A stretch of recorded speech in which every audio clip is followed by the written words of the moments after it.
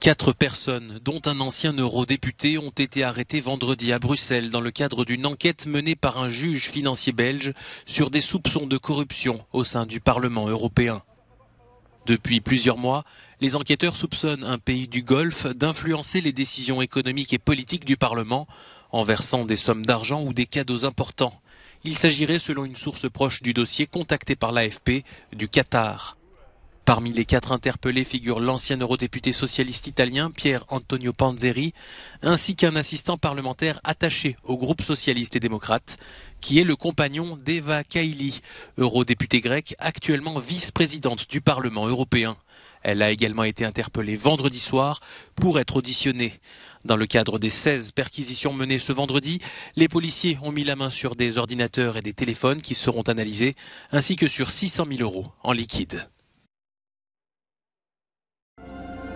D'autres échanges de prisonniers entre Moscou et Washington sont possibles, a indiqué vendredi le président russe, au lendemain de la libération de la basketteuse américaine Brittney Griner contre celle du marchand d'armes russe Viktor Bout.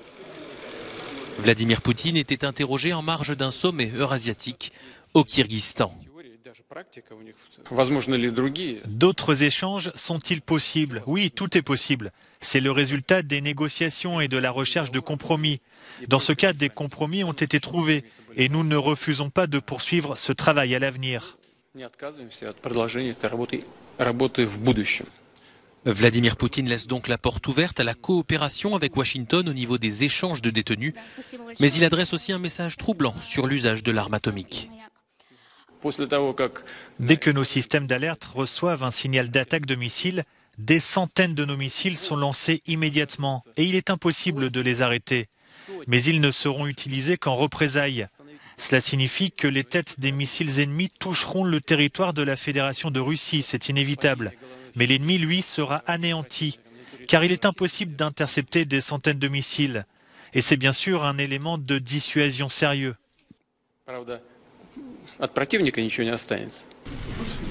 La veille déjà, le chef du Kremlin avait relativisé le recours à l'arme nucléaire. Washington avait réagi, estimant que tout discours à la légère sur les armes atomiques était absolument irresponsable.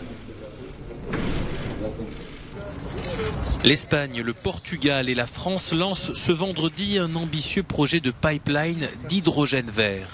Appelé H2Med, ce tuyau doit relier Barcelone et Marseille afin de faire transiter de l'hydrogène produit à partir d'énergies renouvelables depuis la péninsule ibérique vers le nord de l'Union européenne via la France. Son coût est estimé à 2,5 milliards d'euros. H2Med, qui sera opérationnel à la fin de cette décennie, pourra transporter, comme l'a dit la présidente de la Commission, 10% de la consommation d'hydrogène de l'Union européenne d'ici 2030, soit environ 2 millions de tonnes par an. Ce projet remplace le MidCat qui devait relier les réseaux français et espagnols pour le transport de gaz, projet abandonné en raison de son manque d'intérêt économique et de l'opposition de Paris. La France, l'Espagne et le Portugal attendent maintenant une réponse de la Commission début 2023. Ursula von der Leyen, présente aux côtés des 3 dirigeants, a salué l'initiative. L'Argentine s'est qualifiée pour les demi-finales de la Coupe du Monde de football au Qatar vendredi soir au bout du suspense.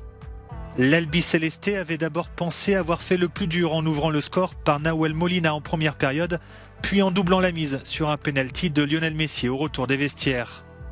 C'était sans compter sur la réaction néerlandaise et sur le doublé de Wout Weghorst en toute fin de rencontre. L'Argentine s'impose finalement au tir au but et retrouvera en demi-finale la Croatie, qui s'est elle aussi imposée au tir au but face au Brésil vendredi.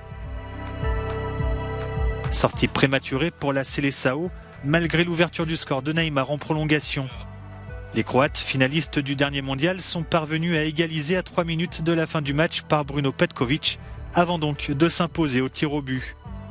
Énorme désillusion pour le Brésil, qui était le grand favori de cette Coupe du Monde.